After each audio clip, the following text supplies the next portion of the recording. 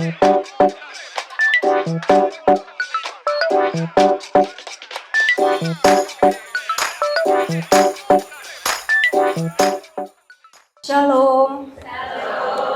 Bapak, Ibu, Suster, saudara-saudari yang dikasihi Tuhan. Senang sekali pada siang hari ini kita sama-sama ya mau belajar. Saya juga masih belajar.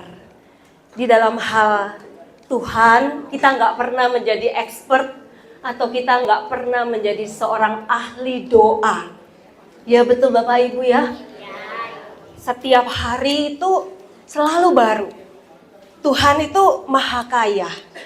Dia punya begitu banyak berkat, karunia yang dia mau berikan pada kita di dalam doa. Makanya kalau kita berdoa, hari ini mungkin kita nangis. Rasanya mendapatkan jamahan luar biasa dari Tuhan. Besok kita masuk doa, kita pengen seperti kemarin. Tapi tiba-tiba kemudian kok beda. Hari ini kok kering ya? Apa ya salah saya? Mungkin kita tanya gitu.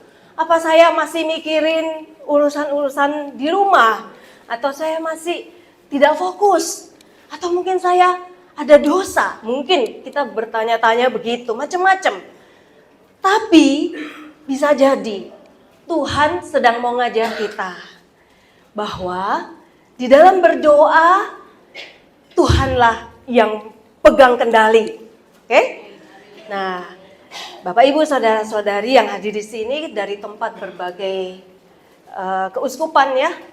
Ada yang naik kapal berapa hari? 2 hari. Ada yang mungkin naik pesawat 2 jam dan lain sebagainya. Kita masuk di kelas pendoa. Pertama mungkin Anda sudah berprofesi dalam tanda kutip betul sebagai pendoa di keuskupan masing-masing ya. Dalam melayani kita nggak ngomong profesi atau karier. Kita ini mengabdi Tuhan. Nah, ada yang kalau mendoakan orang, itu mungkin orangnya langsung konseling dulu, betul? Minta didoakan. Masalahnya ini, itu. Ya. Ada juga mungkin dari kita, sebagai pendoa, kita juga punya masalah. Kita nggak pernah lepas. Apalagi kita ikut Tuhan. Yang ikut Tuhan sama yang tidak melayani Tuhan dalam tanda kutip secara khusus ya. Sebagai pendoa di gereja. Kira-kira masalahnya itu banyak mana ya? Sama aja.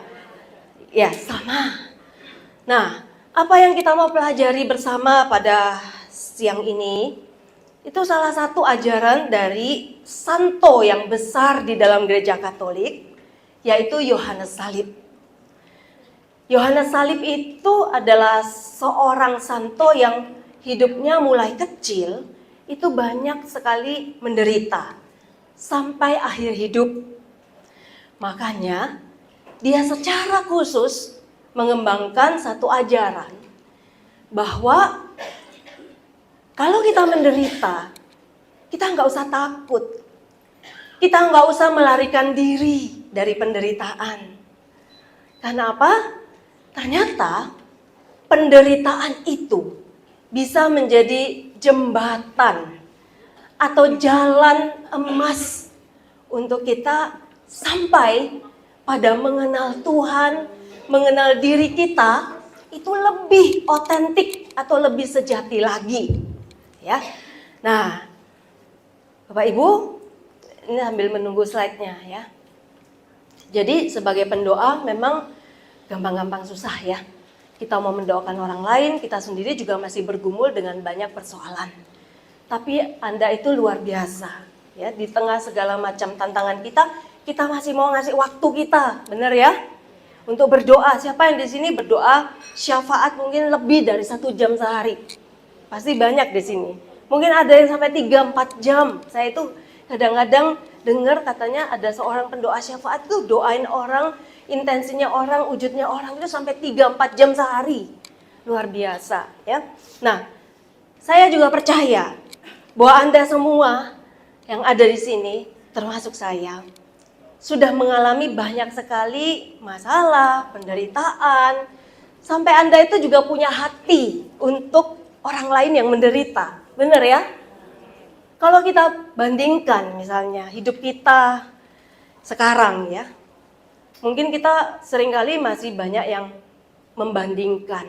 Wah, hidupku kalau dulu aku bisa berkarya, mungkin aku sekarang ini sukses, banyak duit, terkenal, dan seterusnya. Tapi kalau kita sekarang ya diberi kesempatan dalam tanda kutip menikmati ya penderitaan, masalah di jalan hidup kita sekarang, ya baik di keluarga, di pekerjaan, di komunitas, itu adalah juga sebenarnya kesempatan ya. Bapak Ibu, saya sharing ya. Ketika saya menikah, umur saya 23, baru lulus. Pacaran tidak lama, suami saya ada di belakang yang kaos putih, mungkin bisa berdiri. Nah, ya, saya waktu itu baru lulus menikah. Saya pikir nanti kalau udah nikah saya mau kerja. Karena saya mulai SMP, SMA, kuliah, itu punya cita-cita berkarier. Jadi wanita karier yang sukses. Bayarannya gede, di kota besar, pakai pakaian necis nih kayak sekarang misalnya gitu ya. Nah, dan saya bisa dikagumi banyak orang. Nah, tapi setelah menikah, saya izin sama suami bilang nggak boleh kerja. Saya punya kerjaan sendiri, ngapain kamu kerja? Ikut orang. Suami saya waktu itu punya kerjaan mebel ya. Nah, kalau mebel itu kan berarti saya kalau kerja sama suami ngurusin tukang kayu, saya merasa itu tidak cocok dengan cita-cita saya yang pengen bekerja di kantor yang mewah, yang megah begitu, di kota besar. Nah, waktu itu saya di Surabaya kuliah, lalu pindah ke kota kecil di Pasuruan ya kalau di Jawa. Nah, saya itu merasa kayak dicabut ya, dari yang tadinya saya itu sudah banyak prestasi selama sekolah ya. Karena apa? Saya punya cita-cita nanti kalau saya udah selesai kuliah, saya mau jadi wanita karier. Makanya saya harus belajar bahasa Inggris, saya belajar komputer, saya ikut organisasi, saya harus punya prestasi di sekolah yang bagus supaya nanti saya bisa sukses. Nah, jadi SMP, SMA, kuliah itu punya banyak prestasi gitu ya. Tapi kemudian akhirnya setelah menikah kan pindah ke kota kecil. Saya merasa kayak dicabut gitu ya dari akarnya. Ya frustrasi, ya sedih, ya rasanya waktu saya izin kuliah nggak boleh, kerja nggak boleh. Itu seperti hidup saya itu udah selesai, runtuh gitu cita-cita saya. Jadi banyak bertengkar sama suami, banyak konflik. Saya merasa suami saya, keluarga itu menghalangi ambisi saya. Nah, memang kalau mau ditarik lagi nih ke belakang nih, saya tuh punya keinginan tuh untuk dikagumi, dianggap hebat lah ya, karena saya tuh mulai kecil. Memang bersaudara 5, saya anak paling kecil. Saudara pertama laki, perempuan, lalu saya. Saya dengan kakak yang perempuan itu selisih 10 tahun. Nah, waktu kecil kalau diajak main itu teman-teman kakak saya semua yang sebaya dengan kakak saya beda 10 tahun. Jadi saya itu seperti dianggap pupuk bawang. Dianggap pupuk bawang. Yang itu aja. Iya, dianggap pupuk bawang. Mau benar nggak dihitung, mau salah juga nggak direken. Nggak ada poinnya. Akhirnya saya merasa saya ini siapa gitu. Bukan siapa-siapa, kayak nggak ada. Makanya saya tuh tanpa sadar kalau di sekolah, di organisasi tuh selalu pengen disukai guru ya. Jadi saya jadi anak yang baik, murid yang berprestasi dan aktif. Nah, seperti itu latar belakangnya ya. Nah, akhirnya tapi kemudian sampai suatu ketika karena saya ini setelah menikah itu banyak ngotot dan bertengkar dengan suami karena saya pengen kerja nggak boleh. Akhirnya suami saya ngalah. Ya udahlah, terserah. Kalau mau kuliah aja gitu. Pasti dengan nggak senang hati kan ya. Suami saya ada, nanti dia bisa ngomong juga mungkin kalau ada waktu ya. Nah, lalu Saya akhirnya ngambil formulir mau masukin kuliah, ngambil S2 waktu itu. Saya waktu itu memang mengajar di universitas saya, tapi S1 karena saya kan lulusan S1. Lalu saya mau masukin tuh ngambil psikologi di S2 Surabaya. Begitu mau masukin, paginya saya tes kok hamil. Nah saya pikir kalau hamil saya nanti harus menunda kuliah, cuti hamil, cuti melahirkan. Nanti saya ketinggalan. Saya nggak mau ketinggalan pelajaran. Saya pengen selalu jadi nomor 1 gitu kan, dari kalau prestasi. Akhirnya saya oke lah kalau anak saya lahir baru saya kuliah, saya pikir gitu. Setelah anak saya umur 6 bulan, saya ngotot lagi sama suami. Mau kuliah lagi S2. Waktu itu kami sudah pindah ke Malang. Nah, sama waktu saya mau masukin formulir nih, bukan hamil lagi Bu, tapi ada seorang Romo datang, cerita, saya juga cerita, saya pengen kuliah lagi nih. Romo bilang, oh saya punya teman, anaknya masih kecil, kuliah lagi itu stres loh, dia bilang gitu. Wah, Romonya bilang gitu, saya jadi kecil hati. Romonya pulang, saya marah bener sama Tuhan.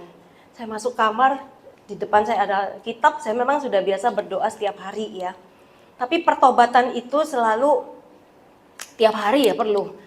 Pada waktu itu, saya buka kitab suci sambil nangis, sambil marah sama Tuhan. Untung waktu marah itu masih buka kitab suci Ibu ya.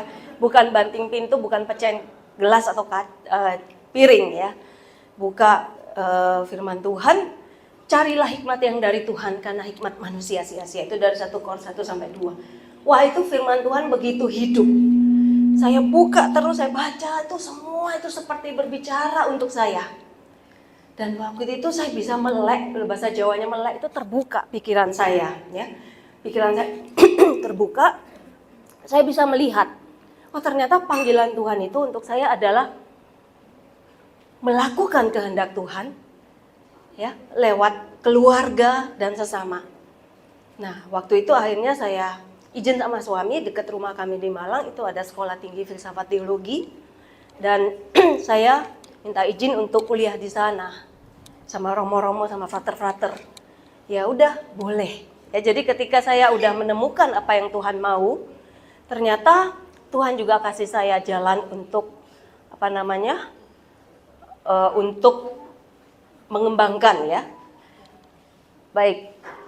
Nah, lalu kemudian saya kuliahlah di situ tahun 98 sampai kemudian tahun 2000 disuruh mengajar para frater sampai tahun 2022.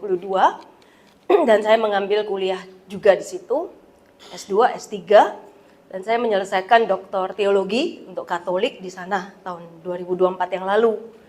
Nah, Bapak Ibu, nah ini beberapa foto, ini foto ya. Jadi tadi kenapa saya menampilkan foto yang ini, rencananya tadi mau cerita. Ya, saya akhirnya ngambil S2 Master Pendidikan. Jadi waktu saya sambil kuliah di STFT, saya juga menyelesaikan master pendidikan, dan akhirnya yang mendorong saya untuk mengambil S3 ini juga suami saya. Jadi suami saya itu sekarang mendukung pelayanan ya. Jadi ketika saya udah menemukan apa yang Tuhan mau, jalan yang Tuhan mau, dan saya mau mengikuti apa yang Tuhan mau, Tuhan juga bukain jalan lewat suami. Jadi kalau kadang suami kita atau istri kita itu orang yang paling dekat sama kita, masih banyak protes sama kita atau mengkritik kita, itu paling sakit nggak sih? Paling sakit. Karena kita pengennya dicintai, dimengerti, betul? Tapi kok malah dikritik. Nah, itu sebenarnya jalan juga yang Tuhan pakai untuk memurnikan motivasi kita. Suami saya dulu bilang, kamu itu pelayanan cari popularitas katanya. Waktu itu sih sakit hati, Ibu Bapak ya. Saya merasa saya ini udah baik loh, udah rendah hati, kok dibilangin gitu. Tapi ya udah saya simpan dalam hati ya. Saya ngomel-ngomel juga dalam hati, nangis banyak dalam doa. Tapi ternyata air mata itu menolong membersihkan hati kita Bapak Ibu. Jadi ketika kata-kata yang tajam itu saya coba untuk cerna ya. Saya nggak langsung protes kok dikatakan seperti itu. Tapi saya mau diam dulu. Ternyata banyak juga loh yang Tuhan lakukan di dalam diam. Nah, akhirnya ada satu ketika suami saya larang saya untuk pelayanan. Kamu di rumah aja, Waktu itu umur saya sekitar 30-an. Saya pikir masa sih saya masih dalam tanda kutip muda, hanya di rumah aja. Tapi waktu itu saya taat karena anak saya juga masih kecil. Lalu ternyata waktu itu saya menemukan satu hal yang penting buat saya. Kalau dulunya saya merasa, oh hidup saya sebagai perempuan itu berguna kalau saya bisa sukses berkarir. Ternyata waktu saya di rumah, saya punya kesempatan banyak untuk berdoa. Baca kitab suci, suami kerja, anak-anak juga sekolah, saya punya waktu untuk baca buku-buku rohani. Dan waktu itulah saya juga menulis beberapa buku. Ini beberapa pelayanan. Saat ini saya diminta untuk menjadi ketua kerasulan kitab suci di Regio Jawa dan di Keuskupan Malang. Dan ini beberapa buku yang saya tulis. Waktu saya sedang ada di dalam tahanan rumah ya. Jadi nggak boleh keluar. Ternyata itu ada maksud Tuhan yang dikatakan lewat suami saya.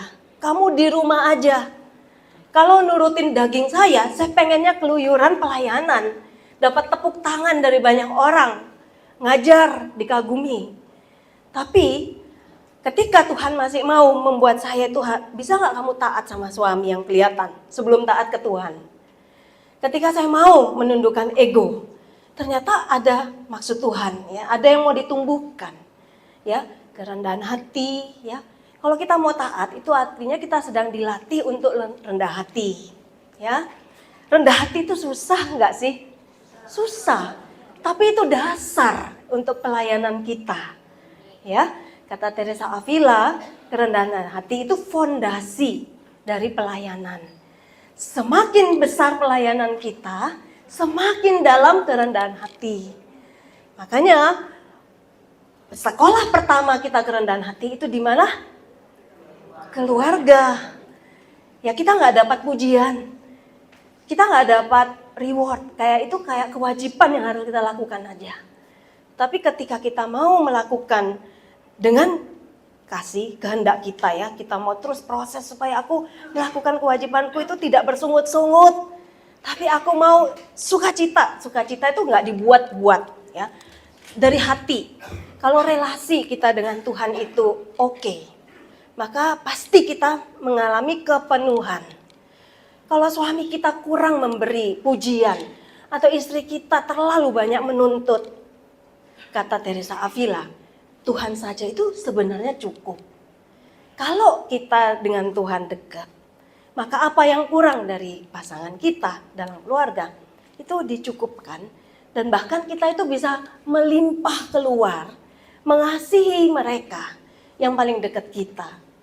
Biasanya kalau suami, istri, mertua itu judes, banyak kritik, itu ada kebutuhan.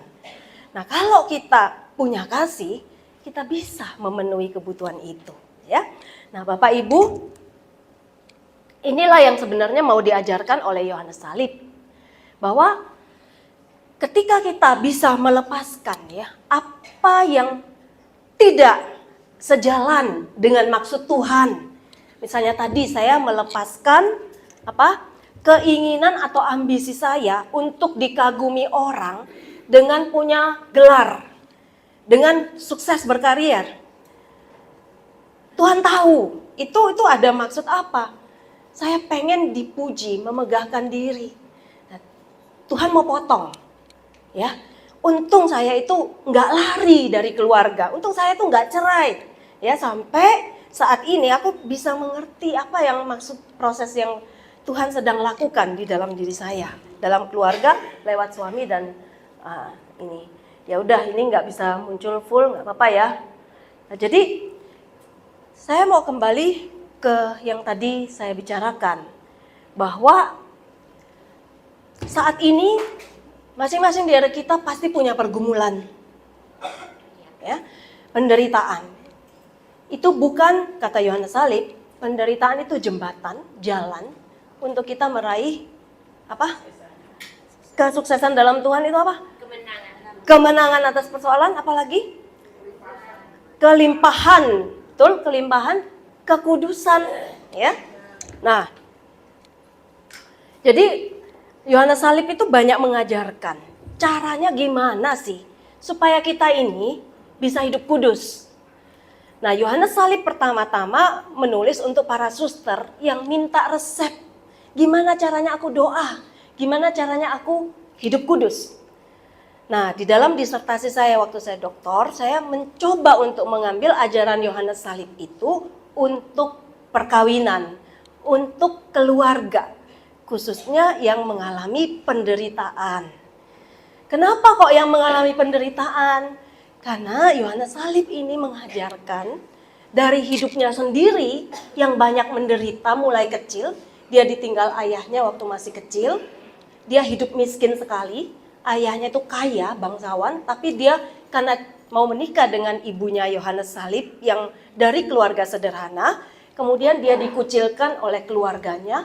Tidak dapat warisan. Lalu dia hidup sederhana. Nah, setelah ayahnya meninggal, ibunya lebih menderita lagi ya. Dia harus menghidupi ketiga anaknya. Nah, dari situ Yohanes Salib belajar dari keterbatasan materi ya. Tapi dia melihat papanya itu sayang sama mamanya. Ada kasih yang dia pelajari. Ya, walaupun hidupnya sederhana, ternyata itu dasar yang Tuhan sedang tanamkan supaya dia itu tumbuh menjadi orang yang kuat ya, yang cari Tuhan. Kadang-kadang dalam keterbatasan kita itu buka hati untuk Tuhan. Betul? Dalam kelimpahan kita biasanya tuh lupa untuk berbagi. Malah nggak merasakan penderitaan orang lain. Tapi kita tahu rasanya lapar. Begitu ada orang yang lapar pasti kita tergerak. Nah, Bapak Ibu, saya ini waktu kecil juga seringkali ditinggal sama papa mama, merasa sepi ya. Papa mama menurut saya itu nggak terlalu peduli sama saya. Jadi kalau ada anak kecil yang kurang diperhatikan oleh orang tua, saya itu merasa tergerak sekali gitu ya. Jadi seringkali penderitaan kita yang diizinkan Tuhan, atau mungkin karena perlakuan orang lain yang selama ini membuat kita luka. Karena kalau orang lain memperlakukan kita buruk, kita itu sampai mati itu nggak bisa lupa. Gara-gara dia, aku menderita. Gara-gara dia, aku terluka. Dan itu bisa, filmnya itu muncul terus di pikiran kita. Efeknya besar. Waktu kita menikah, pikiran itu masih ada di belakang kita, di belakang pikiran kita. Dan bisa mempengaruhi hubungan kita dengan pasangan, dengan anak. Tanpa kita sadari. Ya. Nah, ini semua perlu kita bangun, kita sadari, ya, lalu kita lepaskan. Kata Yohanes Salib, ajarannya detachment atau hati yang lepas bebas, ya, dari pengalaman buruk masa lalu, dari keinginan-keinginan kita yang nggak ada batasnya, betul?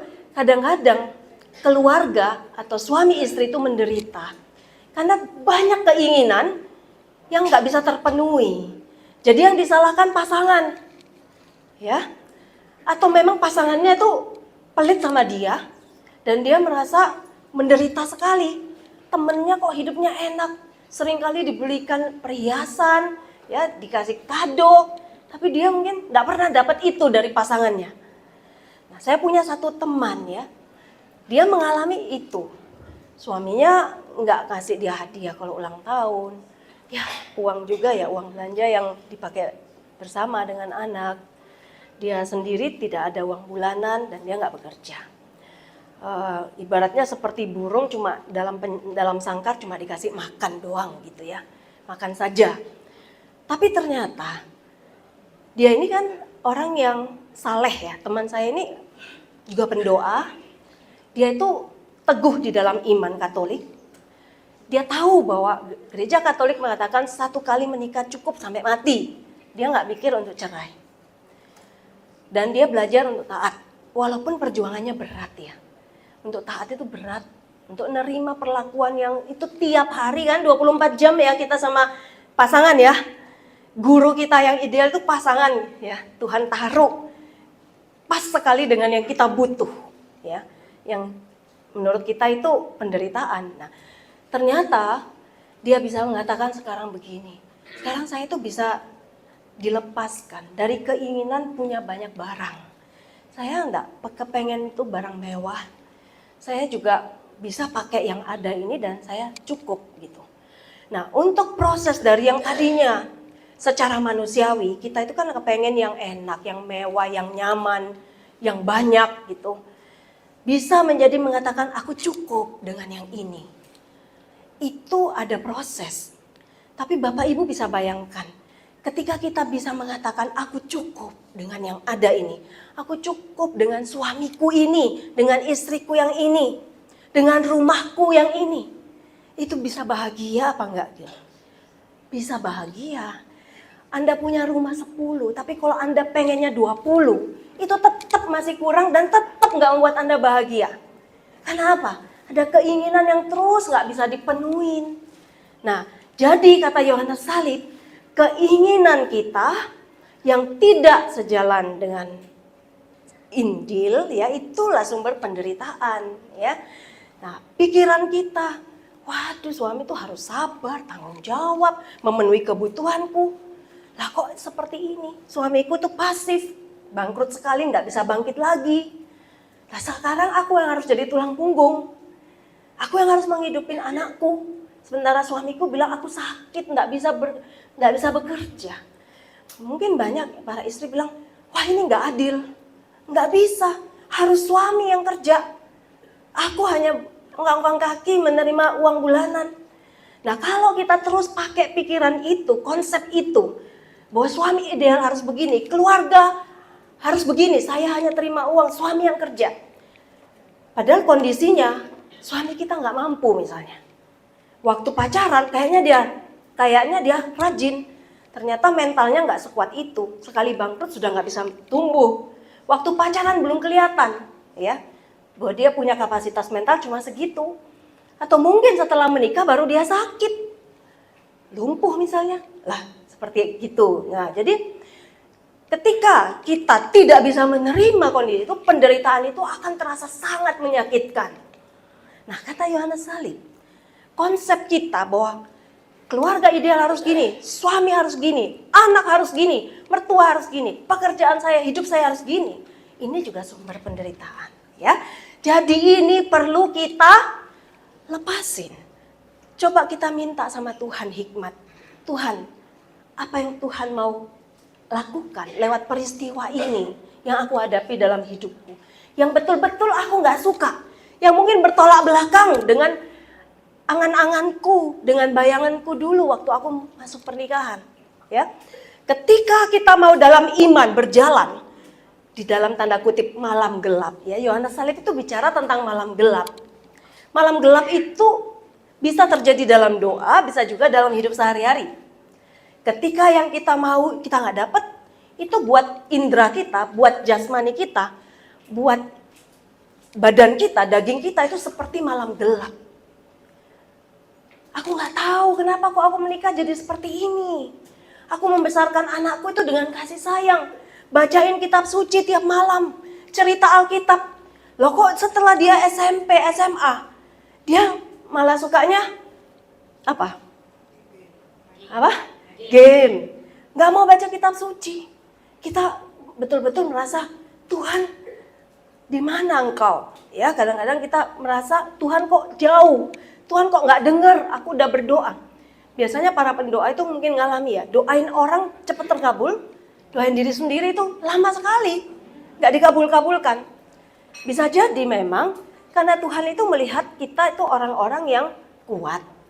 Jangan dikasih cepet-cepet, nanti imannya kendor. Ketika jawaban doanya lama, harapannya tambah kenceng bertumbuh. Nah, kesabaran dan ketekunannya tambah meningkat jauh besar. Nah Bapak Ibu, ikutin aja. Tuhan mau bawa kita kemana. Ketika kita bisa ngikutin Tuhan mau bawa kita kemana, di situ kita bisa bertumbuh ya di dalam pengharapan, dalam cinta, dalam mengenal kehendak Tuhan. Nah, itu bukan hal gampang Bapak Ibu. Susah. Jadi Bapak Ibu kalau kita mengalami yang namanya malam gelap ya. Kalau malam gelap itu misalnya di dalam doa, ya tadi seperti saya ngomong, biasanya doa saya terjawab, biasanya saya mengalami kehadiran Tuhan. Tapi ini sekarang kok kering. Nah itu bisa jadi dua macam ya, bisa jadi Bapak Ibu sedang dibawa naik kelas oleh Tuhan. Karena apa? Tuhan mau bilang, aku itu bukan penghiburan rohani. Tuhan itu bukan karunia. Tapi Tuhan itu yang kita nggak bisa gambarkan secara lengkap. Ya, jadi kalau kita mengalami kekeringan, bisa jadi Tuhan sedang mau lepaskan kita dari banyak hiburan rohani, supaya motivasi doa kita lebih murni. Hanya cari Tuhan. Mau dijawab apa enggak, mau ada perasaan atau enggak, aku tetap doa. Ya, Tuhan itu kan melampaui perasaan, betul? Kadang-kadang Tuhan kasih hiburan rohani buat yang masih lemah, buat yang masih butuh. Tapi kalau Anda imannya udah kuat, dikasih makanan keras. Mother Teresa selama puluhan tahun dia nggak mengalami kehadiran Tuhan. Tapi lihat buah-buahnya itu lebat sekali. Coba kalau Mother Teresa mengalami kehadiran Tuhan, bisa jadi apa? Bisa jadi apa? Dia merasa ini kehebatan doa dia. Kadang-kadang kita merasa doa kita itu bisa berbuah. Kita mudah sekali masuk hadirat Tuhan. Kita bisa jadi melalaikan. Merasa, doa ini karena jasaku, karena aku baik. Makanya buah doaku ini banyak. Ya. Tapi kalau kita dikasih kekeringan, di situ kita baru sadar. Doa ini tergantung sepenuhnya oleh Tuhan. Bukan karena aku yang hebat gitu ya. Nah, malam gelap kekeringan yang kedua bisa terjadi kalau orang itu mundur dalam hidup rohani. Kalau kita jadi suam kuku karena kita melalaikan doa, melalaikan ekaristi, lama nggak ngaku dosa misalnya. Karena kita mengentengkan lagi tentang dosa dan seterusnya, itu bisa juga kita mengalami kekeringan. Tapi kalau yang itu artinya mundur. Tapi kalau Anda selalu rajin berdoa, terus taat mencari Tuhan, dan mengalami kekeringan, itu bisa jadi Tuhan sedang naikkan level kita ya untuk memurnikan. Nah ini yang Yohanes Salib ajarkan antara lain. Nah malam gelap itu terjadi juga dalam hidup. Ketika yang tadi saya katakan, ketika orang masuk dalam perkawinan, dia seperti itu one way ticket ya, betul ya? Udah masuk nggak bisa keluar. Nah di situ mau nggak mau, kita harus belajar. Nah di situ kesempatan Tuhan sedang meningkatkan kita, level iman kita. Nah, jadi Yohanes Salib itu pakai banyak simbol ya. Malam itu artinya apa? Kita nggak ngerti. Kayaknya Tuhan itu, biasanya aku kalau doa dijawab. Biasanya kalau saya rajin melayani, keluarga saya terjamin. Anak-anak saya pasti sukses, anak-anak saya juga pasti imannya tumbuh kuat. Tapi mungkin kadang-kadang yang terjadi itu berbeda dengan yang kita harapkan, ya. Itu seperti malam gelap, kita nggak ngerti. Tuhan, kok apa yang saya harapkan tidak terjadi, ya. Kenyataan itu di luar kemampuan saya untuk mikir. Betul, itu sebenarnya Tuhan sedang mengajak kita untuk lebih beriman, ya. Akal budi kita itu digelapkan, seperti kita nggak paham tentang Tuhan. Kalau Anda sudah bilang, Tuhan aku nggak paham tentang rencanamu, aku nggak paham tentang engkau. Di situ iman yang sejati itu sedang tumbuh Bapak Ibu. Kalau Anda bilang, Tuhan itu seperti ini, itu satu sisi, tapi Anda belum paham Tuhan secara keseluruhan. Ya. Jadi harus akal budi kita itu seperti digelapkan. Kita nggak ngerti, akhirnya apa? Kita hanya bisa berserah. Nah, nanti Anda pun mengalami ya, kalau Anda dekat dengan Tuhan itu seperti kekasih. Kalau Tuhan nggak hadir tuh ada rindu. Rindu sekali, itu juga penderitaan. Kalau rindu tapi Tuhannya kok munculnya sebentar-sebentar. Ya, kadang-kadang dikatakan waktu ini, misalnya waktu dua murid berjalan bersama Yesus di Emmaus. Dia hatinya udah berkobar-kobar para murid. Dia bilang, Yesus, tinggallah di sini bersama kami. Tapi dikatakan dalam Injil, Yesus seakan-akan mau meneruskan perjalanan. Tapi ketika muridnya bilang, tinggallah bersama kami, agak memaksa, Tuhan engkau tinggal. Tuhan akhirnya tinggal. Jadi kadang-kadang Tuhan itu seperti mau minta kita untuk terus merindukan Dia. Ya. Nah, Seperti itu ya, ini tadi saya udah ngomong nih tentang jenis penderitaan yang bisa kita alami, penderitaan dalam doa, ketidakhadiran Tuhan, dan penderitaan dalam hidup kita sehari-hari. Ternyata itu adalah jalan untuk mengubah kita. Ya. Nah, dasarnya kita tetap punya cinta. Ya, yang membuat kita bertahan dalam keluarga, kita tetap punya cinta, ya. Yang membuat kita bertahan sebagai pendoa walaupun kadang-kadang itu mengalami banyak tantangan. Ya, mungkin kita dicibir, kamu bisanya cuma doa dan seterusnya. Itu juga penderitaan ya, tapi itu semua ternyata bisa menjadi pemurnian motivasi. Kalau Anda dikritik masih sakit hati, berarti itu tandanya kita masih harus lebih rendah hati. Ya, tapi kalau kita dikritik, kita nggak sakit hati, kita bisa menerima itu dengan biasa aja. Berarti Anda itu sudah di titik paling rendah. Dalam kerendahan hati yang paling rendah, jadi Anda sudah nggak perlu kritikan ataupun pujian, itu tidak mempengaruhi kita di dalam melayani, ya, di dalam mencintai Tuhan. Nah, kemudian Yohanes Salib ini kan udah nyampe di puncak gunung. Dia bilang perjalanan rohani itu seperti orang mendaki. Makanya kalau kita mau mendaki gunung, jangan bawa koper, jangan bawa barang banyak, nanti berat perjalanannya. Kalau kita mau ikut Tuhan, banyak hal yang harus kita lepasin. Ya, mungkin kesenangan-kesenangan kita. Tapi itu memang perlu kita lepasin supaya hanya Tuhan yang bisa mengisi hati kita. Nah, Yohanes Salib udah sampai di situ. Dan dia turun untuk mengajarkan jalan-jalan yang perlu kita lewati, dan jalan yang paling penting itu adalah jalan kelepasan, hati yang tidak melekat. Dia bilang biasanya orang itu di dalam hidupnya bisa mencari kebahagiaan itu lewat 3 jalan. Pertama itu jalan dunia. Mau banyak harta, mau terkenal, mau kemewahan, mau punya kekuasaan. Tapi kita tahu banyak orang kaya, orang berkuasa hidupnya juga nggak happy. Untuk tidur perlu obat tidur, ya. Walaupun kasurnya itu yang sudah paling mahal, tapi perlu obat tidur. Nah, karena apa? Hatinya mungkin melekat ya, jadi tidak tenang. Nah, itu kita tahu, itu bukan jalan yang bisa membahagiakan, tidak bisa ngantar kita ke Tuhan. Tapi uangnya tetap perlu ya, sejauh itu jadi alat, bukan tujuan hidup kita. Yang jalan ketiga itu apa? Jalan rohani. Orang pikir dengan melayani Tuhan aku bisa happy. Nah, kalau kita masih punya target ya dalam melayani, kita masih punya agenda, kita masih punya tujuan di dalam melayani, bukan semata-mata memberikan diri kita untuk Tuhan, kita bisa kecewa, ya. Kita berputar-putar di situ. Mungkin karisma itu jadi tujuan kita. Kalau aku bisa berkarisma, punya karunia penyembuhan, mengusir setan, aku ini kan jadi orang yang hebat gitu kan. Kalau itu tujuan, kita pasti akan tidak ketemu Tuhan.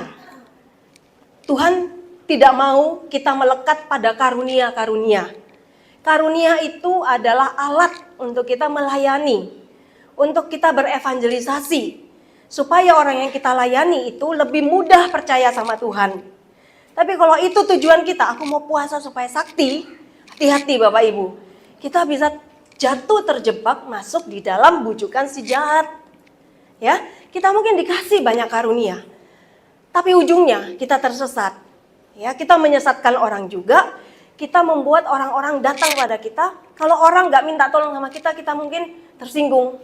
Ya, kalau Anda sungguh-sungguh melayani doa, kalau orang itu tidak terima kasih dan tidak datang lagi, puji Tuhan berarti dia sudah sembuh dan dia sudah bisa berdoa sendiri pada Tuhan, ya kan? Nggak harus lewat kita. Jadi kita nggak boleh cari pengikut Bapak Ibu ya. Pengikutnya harus pengikut Kristus, bukan pengikut kita.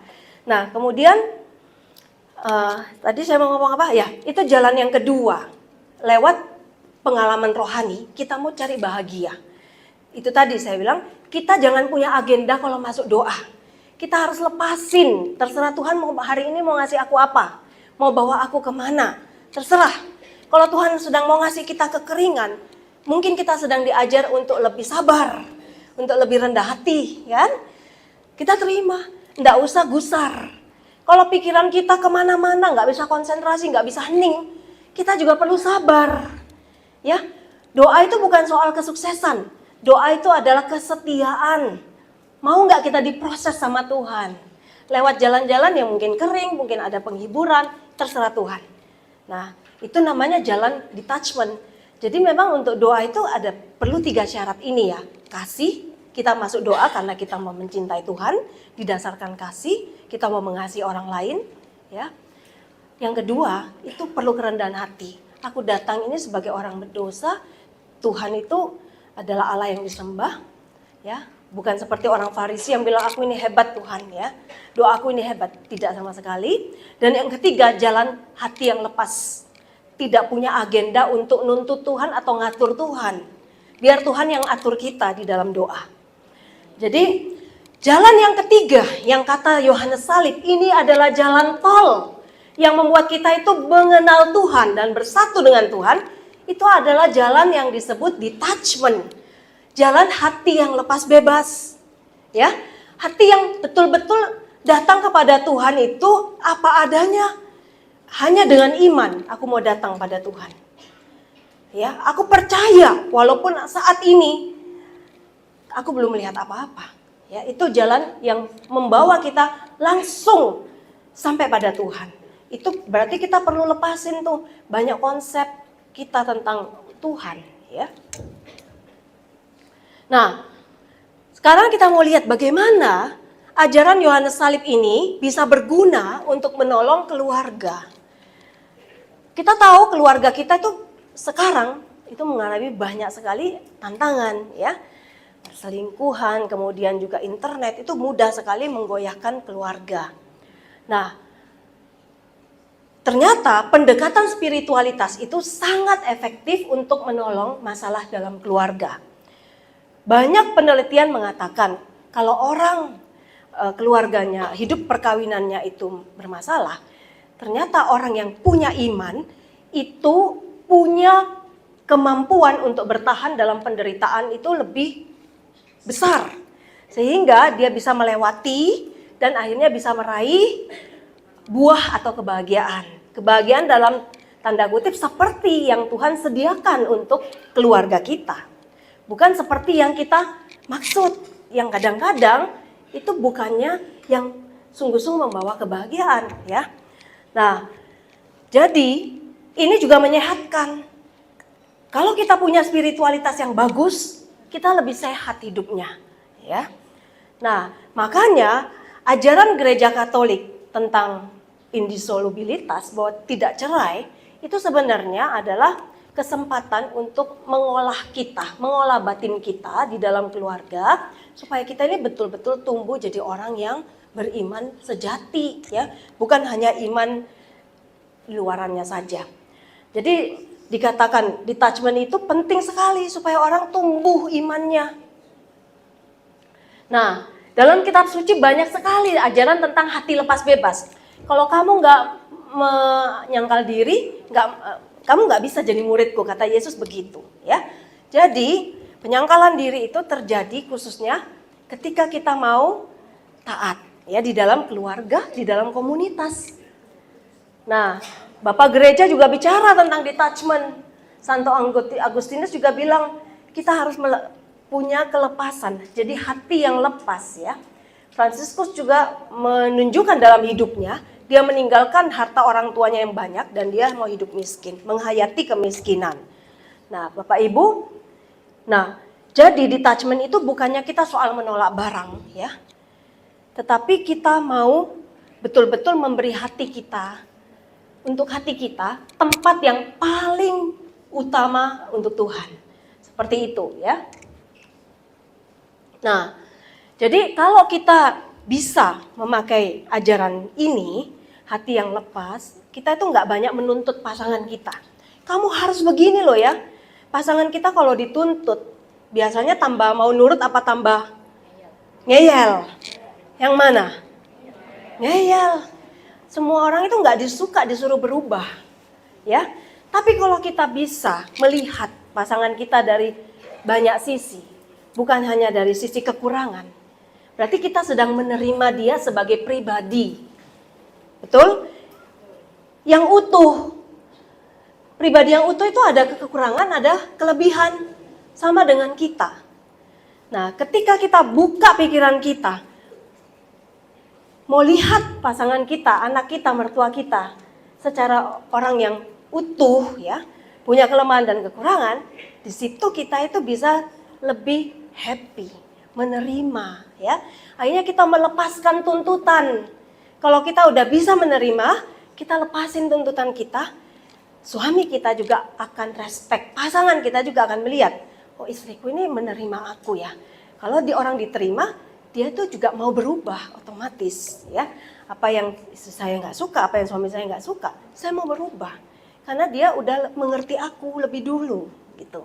Nah, jadi penderitaan yang dalam keluarga itu pertama-tama perlu kita koreksi dulu dari pikiran kita. Cara kita melihat pasangan kita, keluarga kita ya. Cara kita melihat hidup kita. Nah, itu yang perlu kita riset ya, kita lurusin lagi. Ya, buka cara pandang kita. Semua kenyataan itu banyak sisi. Bukan hanya sisi buruk, tetapi banyak sisi. Bapak Ibu, saya biasa berdoa. Ya, hening. Nah, ternyata doa hening itu buat saya itu banyak membantu untuk saya mengolah batin. Saya bisa melihat banyak perspektif lain dalam hidup ketika saya hening. Bisa bersyukur akhirnya. Nah, saya juga pernah mengalami penyembuhan luka batin di dalam doa pribadi. Relasi saya dengan papa itu sebenarnya nggak deket ya. Karena saya pikir papa itu adalah papa yang tidak peduli sama saya. Kenapa saya punya pikiran itu? Ada beberapa peristiwa yang saya ingat, yang agak melekat di hati saya. Misalnya waktu saya SD, saya itu suka sekali bahasa Inggris. Nah, waktu pindah dari Jakarta, waktu itu kelas 5, saya pindah ke Surabaya. Saya itu cari kursus bahasa Inggris di mana nih di Surabaya. Saya tanya sama guru saya ditunjukin tempat. Akhirnya ketemu. Nah, hari pertama saya pergi les bahasa Inggris itu kan sore hari itu jam 5. Saya diantar oleh mobilnya papa saya dengan supir. Nah, sampai di tempat les itu tiba-tiba tuh hujan deras. Sampai pukul 7 saya pulang ke rumah. Waktu makan malam, mama itu bicara sama saya. Papa bilang kamu kalau pergi les, hujan keras, jangan diantar mobil dengan supir. Nanti mobilnya mogok. Nah, saya kan pikir, loh, papa kok lebih sayang mobilnya ya daripada saya. Nah, tapi itu saya simpen aja dalam hati. Saya tidak tanya. Karena saya pikir, saya sebagai anak itu ya udah harus taat. Protes sama orang tua itu seperti kayak dosa, nggak pantas gitu loh. Tapi saya simpan, ya.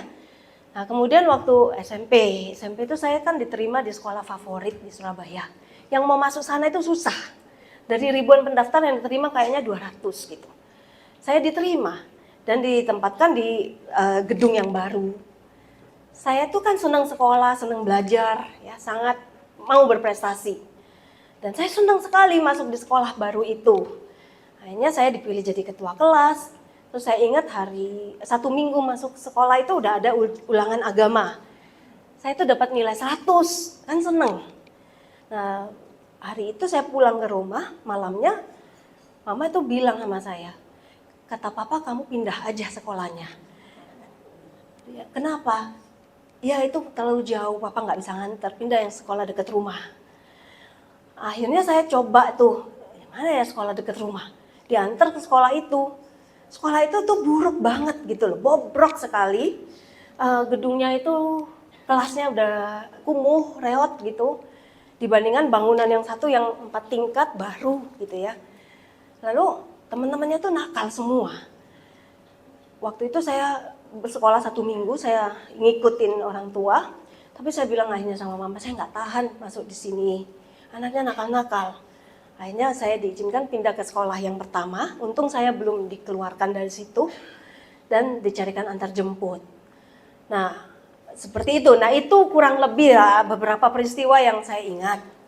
Nah, akhirnya saya hubungannya dengan papa kan tidak terlalu dekat. Saya formalitas sih tetap baik, taat, anak manis gitu kan. Tapi jauh gitu. Dekat tapi jauh ya. Nah akhirnya satu kali ketika saya udah nikah nih, saya kan punya kebiasaan doa tiap hari 1 jam. Biasanya setelah baca pujian, penyembahan, baca firman, Lexio Divina, saya ada waktu hening. Tapi urutannya nggak harus seperti itu. Anda para pendoa kan juga pasti mengalir ya sesuai bimbingan Roh Kudus. Hari itu Roh Kudus sedang mau membimbing Anda mendoakan siapa, bagaimana berdoanya. Metode doa itu semuanya itu baik ya. Masing-masing kita boleh milih cara yang paling baik buat kita, paling cepat kita ngantar kita masuk hadirat Tuhan. Orang yang satu mungkin koronka sangat menolong, yang lainnya mungkin rosario sangat menolong.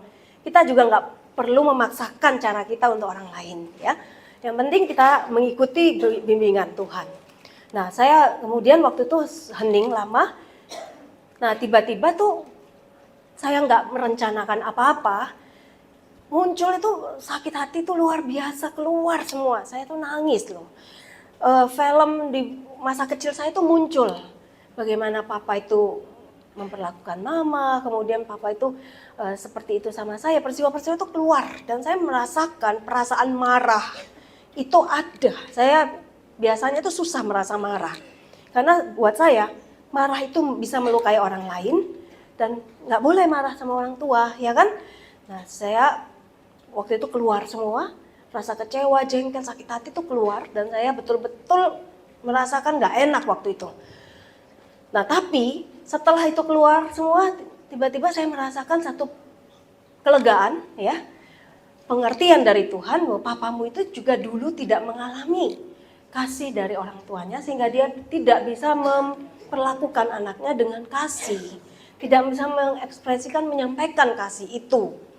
Nah waktu itu saya ada di dalam hati itu ada kehendak, saya ingin memperbaiki relasi saya dengan papa, ingin mengasihi dengan lebih tulus. Ada kehendak itu. Roh Kudus memberikan saya kekuatan ya. Akhirnya setelah doa itu waktu itu kan sudah sebenarnya usia saya udah 25, kan udah menikah ya, jadi puluhan tahun. Peristiwa itu masih ada, belum terolah. Nah waktu itu setelah doa siang itu saya kalau ke rumah papa, saya tuh berusaha untuk mau lebih tulus mengasihi ya. Saya ngajakin papa jalan, terus saya nawarin papa dibaptis, terus suami saya mencarikan romo dan papa akhirnya dibaptis. Nah jadi prosesnya itu penyembuhan batin itu perlu waktu ya. Kita mau nggak masuk di proses walaupun kita harus mengalami lagi rasa sakit itu. Tapi ketika kita mau mengakui aku ini marah, aku ini terluka, aku ini takut, aku itu merasa tidak berharga. Itu perasaan-perasaan yang sama sekali nggak enak loh. Tapi kalau kita mau terima, mengakui, Tuhan sembuhkan. Ya nanti di akhir ini saya ada berikan juga bagaimana kita juga menolong orang lain atau menolong diri kita untuk sembuh ya. Jadi setelah itu saya sampai sekarang saya juga masih ada belum selesai, masih berproses ya. Tetapi ibaratnya sudah lebih enteng ya begitu. Jadi di dalam doa pribadi Tuhan bisa sembuhkan kita. Nah jadi kalau kita mau bertahan di dalam situasi yang nggak enak ya, dalam situasi yang nggak ideal, mungkin perkawinan kita itu menurut kita itu kurang ideal, keluarga kita, pekerjaan kita itu rasanya belum ideal. Bapak Ibu, ketika kita mau tetap ada di situasi sekarang sesuai panggilan kita ya, kita ya udah punya anak, kita ya perlu tetap melakukan kewajiban kita nih sebagai istri, sebagai ibu. Kalau kita lakukan, walaupun mungkin perasaan kita itu enggak harus happy terus ya, tetapi kita lakukan dengan kehendak, ini satu kewajiban, aku mau lakukan. Di situ kasih kita itu tumbuh. Katanya kasih itu, cinta sejati itu tumbuh, bukan ketika hati kita sedang berbunga-bunga. Waktu kita jatuh cinta itu belum cinta sejati katanya Scott Peck ya, salah satu orang psikolog yang menuliskan teori cinta modern. Dia bilang waktu orang jatuh cinta itu bukan cinta sejati. Cinta sejati tumbuh ketika perasaan itu dalam tanda kutip juga hilang ya. Ketika kita tetap mau mengasihi, melakukan tindakan cinta walaupun kita tidak merasakan. Itu juga cinta, kasih sejati. Nah, kalau kita tetap bertahan ya, aku percaya, aku mau lepasin tuh pengalaman trauma buruk di masa lalu. Aku mau percaya bahwa Tuhan itu mengisi hatiku dengan janji dan aku percaya Tuhan bisa memenuhi janjinya dalam hidupku, ya. Aku percaya bahwa di dalam gelap ini Tuhan sedang menuntun aku. Jalan aja terus, maka kita akan sampai pada apa yang namanya rahmat Tuhan, ya.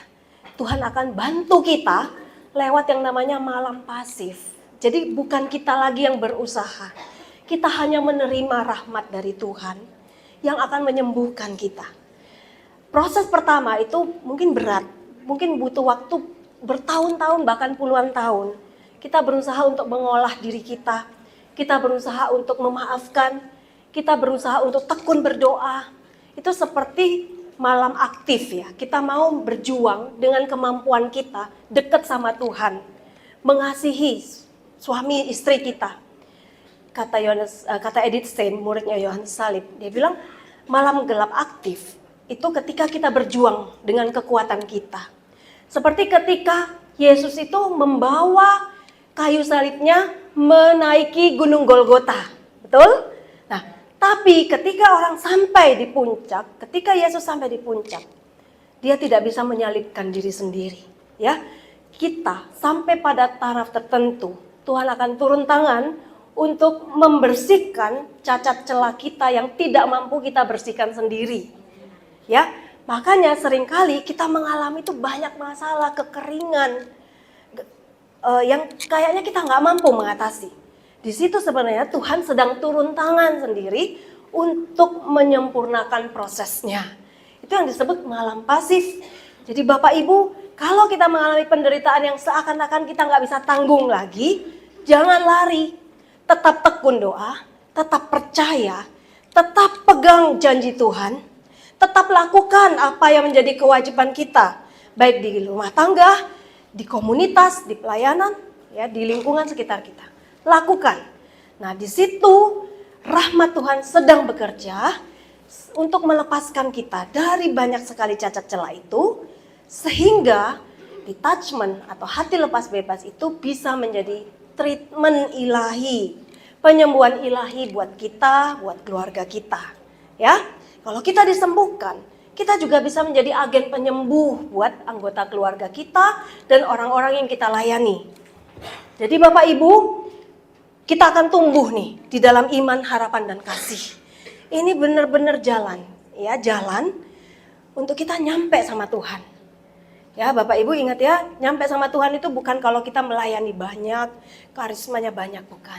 Itu semua sarana. Tapi nyampe sama Tuhan ketika kita tumbuh di dalam ketiga kebajikan ini. Ya, dan ini seringkali membutuhkan banyak melepaskan, Bapak Ibu. Iman itu perlu banyak melepaskan. Apa yang kita tahu sekarang, mungkin besok kita tidak tahu. Kenapa kok terjadi seperti ini ya? Tuhan selalu itu baru. Ya, ingat ya, kalau kita mau megang pengalaman yang lalu aja, kita nggak pernah bisa tumbuh. Jadi Bapak Ibu selalu terbuka untuk apa yang Tuhan mau ajarkan hari ini, ya, baik di dalam doa maupun hidup sehari-hari. Kalau anak kita kemarin taat, patuh jadi anak baik buat kita. Mungkin karena pengaruh teman, pengaruh internet. Besok itu kok berubah ya, 1 minggu, 2 bulan, setahun itu kok beda. Ya memang beda. Berubah kok, anak kita tambah besar, kita tambah tua, betul? Jadi kita memang harus siap untuk semua perubahan. Nah, kalau orang hatinya itu lepas ya, terserah Tuhan, silakan Tuhan engkau hari ini membimbing aku. Kita itu tidak pernah shock dengan perubahan, kita selalu update, kita selalu bisa happy ya. Nah, disitulah kita bisa menjadi orang yang sungguh-sungguh penuh sukacita juga, sembuh. Orang luka itu karena dia nggak mau move on. Dia selalu terikat dengan luka di masa lalu. Ketemu orang yang bentuknya seperti ini, kacamata, tinggi, kurus, udah marah misalnya. Kenapa? Mungkin di masa lalu dia punya tetangga yang suka sekali jahatin dia, modelnya seperti itu. Nah, kalau kita nggak sadar, itu bisa merusak relasi di tempat kerja misalnya, atau di lingkungan. Ada ketua lingkungan kita modelnya gitu, kita udah belum sudah nggak bisa kerjasama. Kita udah dia ngomong sedikit aja semuanya rasanya nggak enak di kuping kita. Itu karena kita belum membereskan luka di masa lalu. Makanya saya katakan doa hening itu sangat menolong kita untuk memunculkan pengalaman-pengalaman yang kita pendam di bawah sadar, ya, supaya tidak mengganggu relasi kita saat ini. Jadi Bapak Ibu, kalau sering-sering kita marah, kita kritik, kita mudah tersinggung, coba cek di dalam diri kita. Mungkin ada peristiwa-peristiwa yang harus kita lepasin. Kata Yohanes Salib, kita harus lepaskan, letting go, ya, tidak boleh lekat. Orang di masa lalu kita itu bukan orang yang ada di depan kita saat ini. Orang berbeda gitu. Nah, jadi tadi saya udah jelasin ya, ada malam indrawi, ada malam aktif dan pasif. Indrawi dan rohani. Pasif juga indrawi dan rohani. Ini Anda nggak usah teorinya, nggak usah tahu, nggak apa-apa. Yang penting Anda tahu bahwa kalau kita sedang berjuang untuk jadi pengikut Tuhan, hari demi hari bercoba untuk melakukan yang baik, itu malam aktif. Anda sedang berjuang. Nah, memurnikan iman, harapan dan kasih itu malam aktif rohani. Ya, kita mau percaya walaupun kita nggak melihat, aku tetap mau percaya Tuhan. Bahwa janjimu ya dan amin. Aku tetap mau berjalan. Ya. Sampai pada waktunya saya percaya proses Tuhan akan membuahkan hasil. Nah, misalnya gitu. Nah, malam pasif itu ketika Anda mungkin tidak perlu melakukan apa-apa lagi. Tuhan yang akan turun tangan, memberikan rahmat-Nya, ya. Menunggu itu kadang-kadang butuh kesabaran, ya. Tapi ini yang saya katakan malam detachment itu jalan lurus. Ini yang cepat jalan tol sampai kepada mengenal Tuhan dan bertumbuh dalam kekudusan. Ketelanjangan roh itu artinya apa ya? Kita datang pada Tuhan itu nggak usah pakai topeng, ya. Apa adanya. Tuhan, aku ini capek, aku ini lemah, aku butuh Engkau, ya. Sama orang juga kita nggak pakai topeng, kita mau apa adanya. Ini membuat kita bebas. Kita bisa menolak orang kalau tuntutannya terlalu berlebihan, bisa menolak dengan baik. Kita bebas menjadi diri kita. Nah, kenapa kok sempit? Ya karena memang tidak gampang, ya. Paling gampang itu kan mengikutin yang banyak orang pikir, ya. Tapi kalau kita mau jadi diri sendiri itu tantangannya banyak. Nah, sekarang kita mau lihat nih, di dalam keluarga kita perlu menerima ya kekurangan pasangan, kekurangan anak, situasi yang menurut kita nggak ideal. Setelah itu kita melepaskan idealisme kita, harapan kita yang kadang-kadang nggak realistis. Itu yang seringkali membuat kita banyak kecewa. Nah, jadi sebelum kita masuk doa, kita perlu ngatur dulu pikiran kita. Sebelum kita nolong orang lain, kadang-kadang orang lain itu juga konseling. Kita juga bantu mereka untuk lihat dari banyak sisi kehidupan. Bahwa hidup itu, istrimu itu, suamimu itu kan enggak melulu jelek ya. Nah, kita bantu dia untuk melihat hal-hal lain yang positif. Memang enggak langsung dia bisa melihat. Nah, nanti setelah kita ngomong, nanti di dalam doa kita mohon rahmat Tuhan supaya menolong dia. Ya, untuk bisa melepaskan konsep-konsepnya sendiri dan membiarkan apa yang menjadi kehendak Tuhan itu yang mereka terima.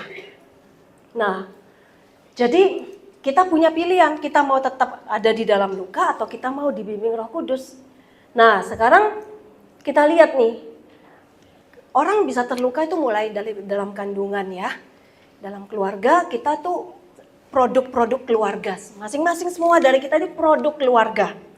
Dan banyak kali kita dibentuk sekarang ini tidak lepas dari pengalaman awal hidup kita.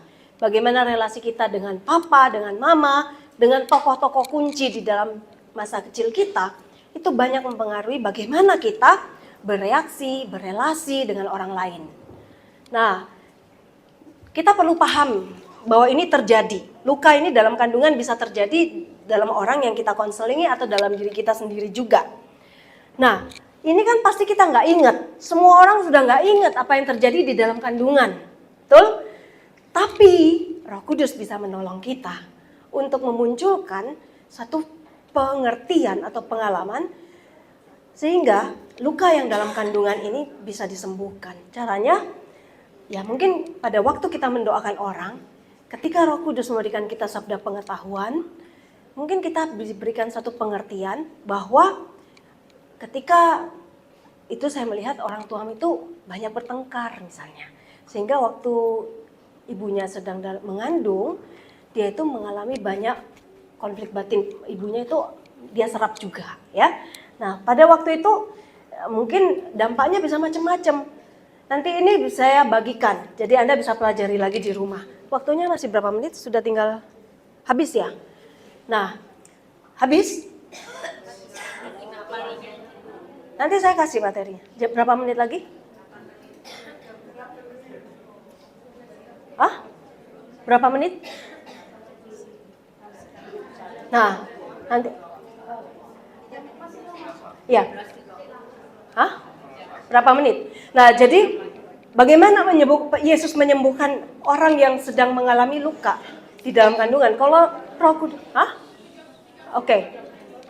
Saya akan menyelesaikan tidak lama lagi, setelah itu kita mau masuk doa. Nah, jadi Yesus bisa menolong orang sembuh yang mengalami luka di dalam kandungan. Kita menolong dia untuk menyadari bahwa Yesus itu hadir di setiap saat kehidupan kita. Termasuk waktu kita masih dalam kandungan, Yesus berdiri di depan kita, di depan ibunya yang sedang mengandung. Dan dia katakan, jangan kecil hati, walaupun orang tuamu tidak menerimamu, Yesus mengasihimu. Ya, buktinya kelahirannya bisa lancar, ya ada sampai saat ini, itu karena juga rencana Tuhan. Ada rencana Tuhan yang indah. Ya. Kemudian dalam masa kelahiran juga macam-macam bisa terjadi. Mungkin kelahirannya ditolong dengan alat yang menyakitkan dia sehingga terluka. Begitu lihat alat kedokteran yang tajam aja sudah langsung takut misalnya. Ada orang seperti itu. Mungkin karena dia trauma dengan pisau bedah atau lain sebagainya. Nah, ini juga kita, atau mungkin dia diharapkan perempuan lahirnya laki-laki atau sebaliknya. Atau mungkin orang ibunya sedang mengharapkan ayahnya hadir tapi ayahnya tidak hadir waktu kelahiran. Jadi apa yang terjadi di dalam diri mamanya bisa dirasakan oleh anak itu. Nah, engkau ada bukan karena kebetulan, tapi engkau ada karena aku menghendaki. Jadi kita bisa mengatakan doa-doa seperti ini ketika kita melayani orang yang sedang membutuhkan pertolongan. Masa kanak-kanak ini juga bisa ya, waktu masuk sekolah, situasi yang baru, merasa sepi, terkejut dan seterusnya. Pada saat itu Yesus hadir, Yesus memberi perhatian kepada setiap kita ya. Nah ini Bapak Ibu kan sudah sering ya melayani doa penyembuhan batin ya. Kalau yang belum sering pun bisa nanti baca, nanti ngerti apa tujuannya. Supaya ketika Anda mendoakan dan Anda sedang digerakkan oleh Roh Kudus lewat sabda pengetahuan atau nubuat itu untuk memasuki tahap kehidupan orang yang kita doakan. Dan Anda misalnya melihat situasi-situasi di mana dia tersakiti, terluka dalam tahap-tahap itu, entah kandungan, masa kelahiran, masa anak-anak, Anda bisa menolong dia untuk sembuh. Ya, nah, doa pada saat itu Yesus hadir penuh perhatian, yang memberkatimu, membelai kepalamu. Ya, jadi kita bisa menolong orang itu untuk menyadari bahwa Yesus hadir pada saat dia merasa terluka itu.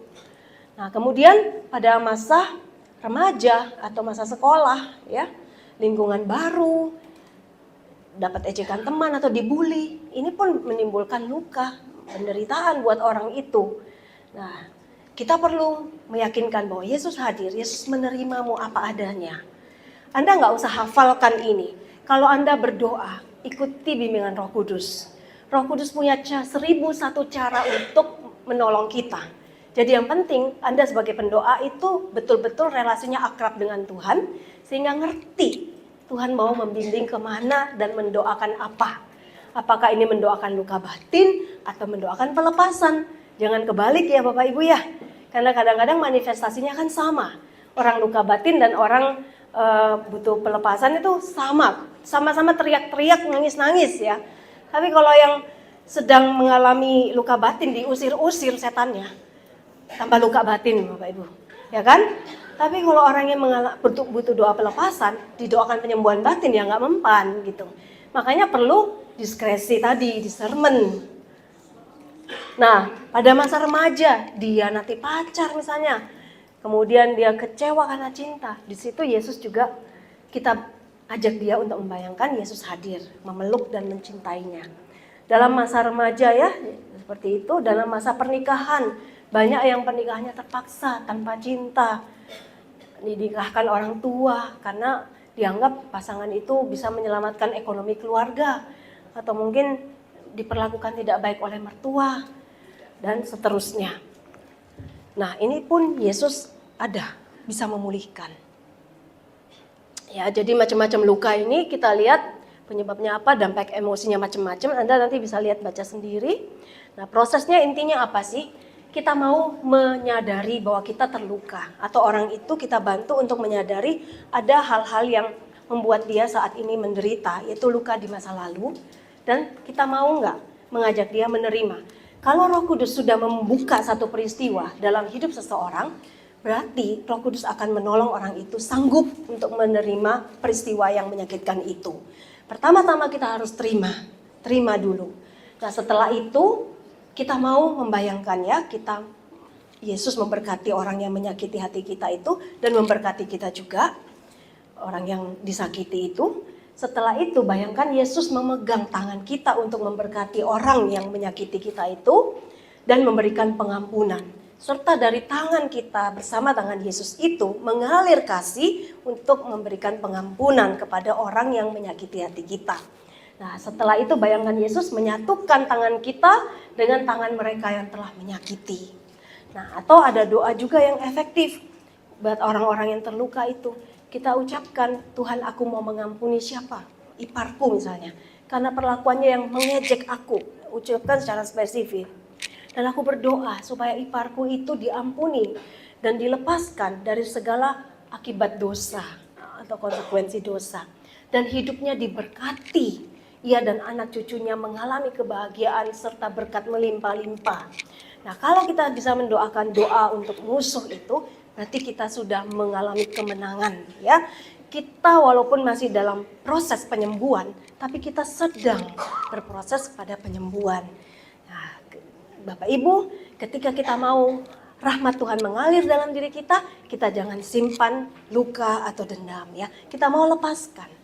Jadi sakit fisik itu masih ada gunanya, bisa membuat orang bertobat, bisa membuat orang jalan mati raga ya. Tetapi namanya sakit batin itu penghambat rahmat Tuhan di dalam hidup kita. Nah, oleh sebab itu luka ini harus kita beresin. Baik dalam diri hidup kita dan menolong orang lain untuk mengalaminya, penyembuhan itu. Nah, ini yang tadi saya tunjukkan ya. Jadi Tuhan bisa menolong kita untuk melepaskan semua ikatan-ikatan itu. Jadi apa? Kita makin bersatu dengan Tuhan, kita menyatu dengan pasangan, dan kita bisa mengembangkan diri. Siapa yang mau mimpin doa Angelus? Ibu? Mau mimpin doa Angelus? Silakan. Permisi ya, Bu. Marilah kita berdoa dalam nama Bapa dan Putra dan Roh Kudus. Amin. Maria diberi kabar oleh malaikat Tuhan. Maka ia mengandung dari si Ibu siapa namanya? Bu Yofi. Terima kasih Bu Yofi. Baik, Bapak Ibu, ini slide terakhir ya. Jadi kalau kita udah bisa ya melepaskan luka, ya kita mau tetap percaya berjalan walaupun rasanya hasilnya belum kelihatan, maka kita sedang disembuhkan. Kita semakin bersatu dengan Tuhan, kita juga punya hati, kapasitas hati kita diperlebar untuk mengasihi orang lain, dan juga kita berkembang. Kita menyadari diri kita ini sebenarnya potensi kita banyak, diri kita bisa kita punya perspektif yang lebih luas ya, tidak terkungkung hanya melihat satu sisi, satu luka atau satu aspek aja dalam hidup kita. Baik Bapak Ibu, saya beri ya waktu, kesempatan 1-2 pertanyaan sebelum kita masuk di dalam doa. Silahkan kalau ada yang mau tanya, ya Ibu. Ya, 3 penanya, nanti ada hadiah 4. Ya, 4 penanya dulu ya. Setelah itu kita masuk doa dulu. Silahkan Ibu, mungkin mic-nya.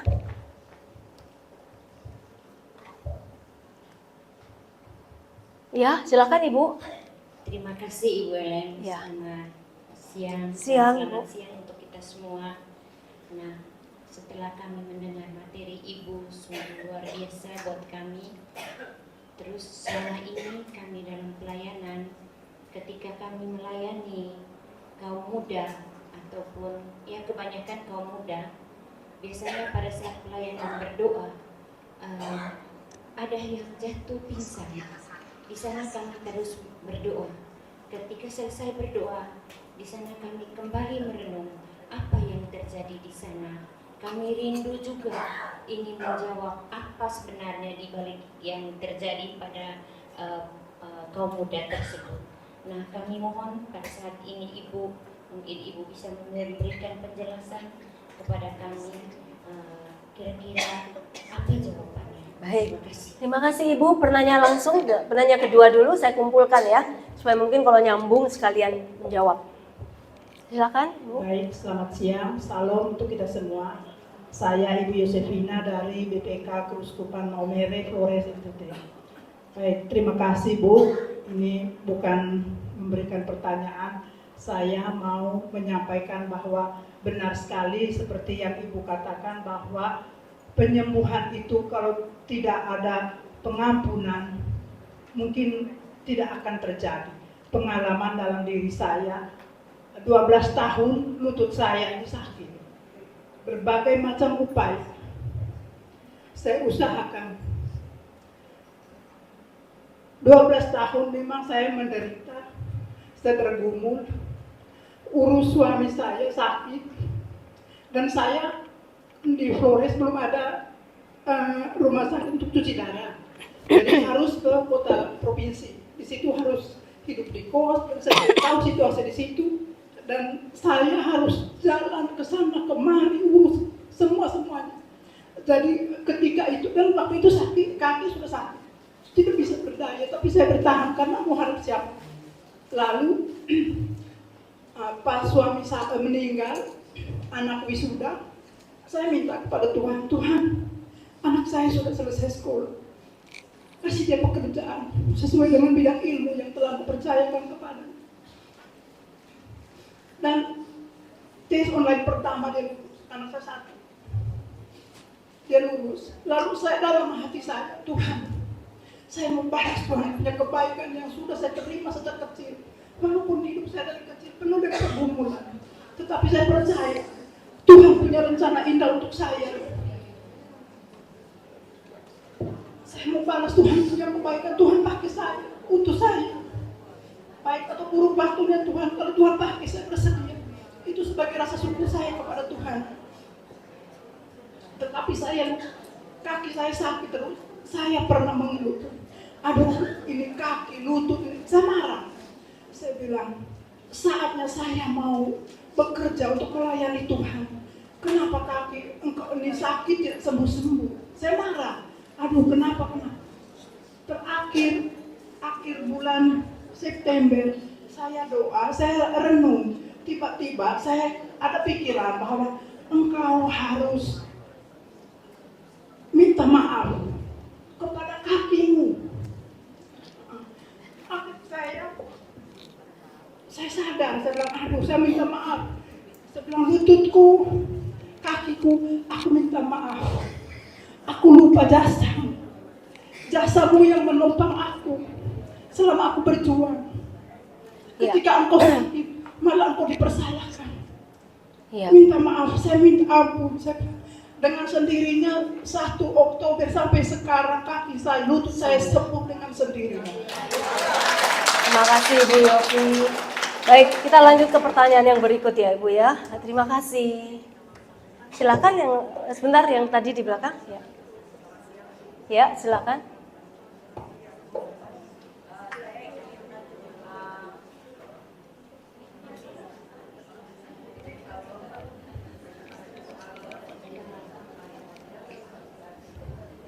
Terima kasih Bu atas penyajiannya yang luar biasa. Dari cerita Ibu Elena tadi, dari dia dari kecil, dari orang tua mendapat pergumulan sampai pernikahan, mau sekolah mau dapat pergumulan, itu yang luar biasa yang Ibu lalui. Bukannya sekejap mata langsung dijawab Tuhan. Yang ini saya tanyakan kembali Ibu, ada peristiwa di mana satu rumah tangga A dengan kasus KDRT, yaitu kita tahu Gereja Katolik sangat membukukan suatu pernikahan dengan sekali pernikahan.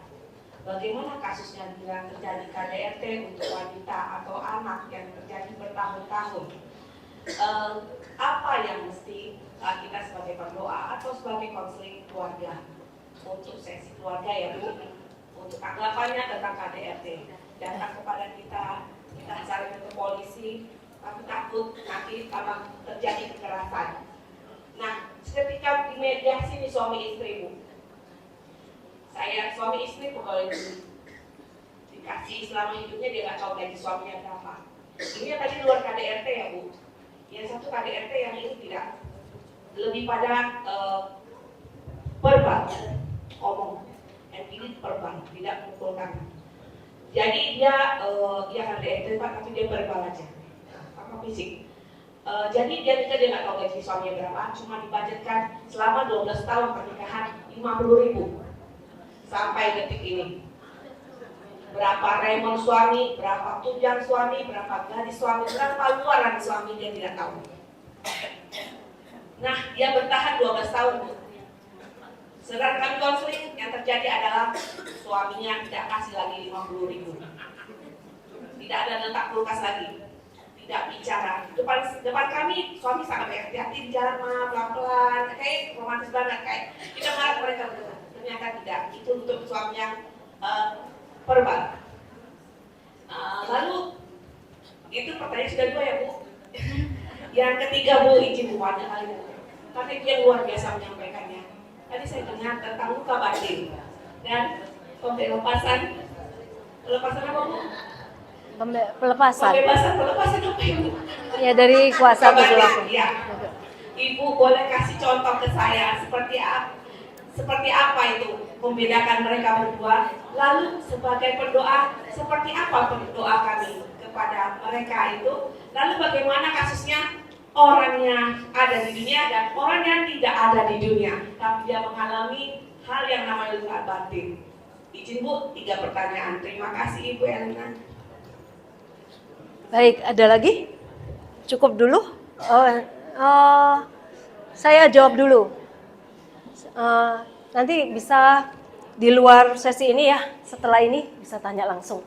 Baik, yang pertama kalau resting itu memang ada kita sebut kenapa? Oh ya, kalau resting Ibu itu berarti memang ada 2 hal ya. Pertama, dia memang mengalami kepenuhan Roh Kudus sehingga dia nggak bisa menampung. Jadi tubuh kita ini terbatas ya.